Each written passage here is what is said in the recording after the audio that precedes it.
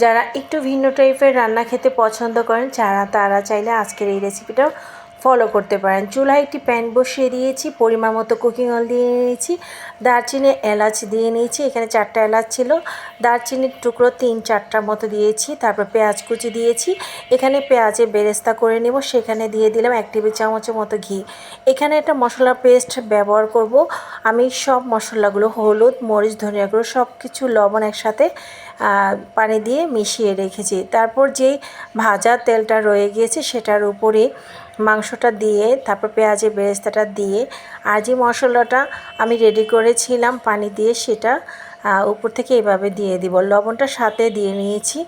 প্রথম পর্যায়ে লবণটা কম দেওয়া ভালো, বুঝে পরে অ্যাড করা যাবে। আর 2 টেবিল চামচের মতো সয়া সস, তারপর কালো গোলমরিচ দিয়ে দিব 10-12টার মতো, 1 টুকরোর মতো জয়ত্রী, আর আদা রসুনের পেস্ট দিয়েছি পরিমাণ মতো। এখানে প্রায় 1 কিলোর মতো মাংস রয়েছে, গরুর মাংস।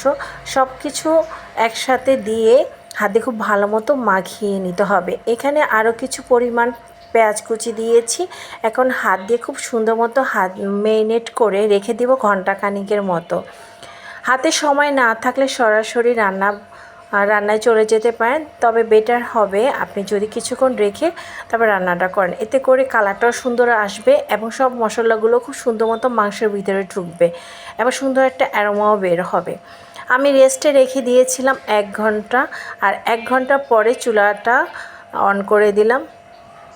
মাংসের গায়ে থেকে অলরেডি পানি ছাড়তে শুরু করেছে, আর এই মাংসের গায়ের পানি দিয়ে রান্নাটা 50% হয়ে যাবে। আমি বেশ কিছুক্ষণ ধরে ভুনতে কালারটা যখন এইরকম হয়ে আসছে তারপর পানি অ্যাড করব। যখন সুন্দর একটা কালার চলে আসে তখন গরম পানি অ্যাড করছি। চেষ্টা করবেন গরম পানি অ্যাড করার জন্য। রান্না আমরা সবাই যা করতে পারি, তারপরও ভিন্ন রকম একটু রান্না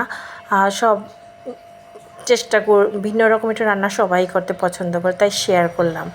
তারপর গরম পানি অ্যাড করলাম, আর এদিক থেকে আমি কিছু আলু একটু হালকা জর্দা কালার দিয়ে তারপর ফ্রাই করে নিচ্ছি। তারপর ভেজে রাখা আলুগুলোকে দিয়ে নিলাম।